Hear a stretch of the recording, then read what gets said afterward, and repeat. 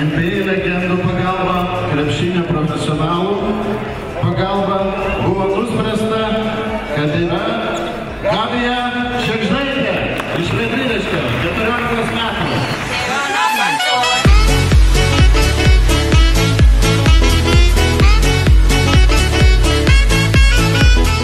Iš tikrųjų tikėjausi, daug dirbau, aišku, ir labai geras vertinimas iš tiesų.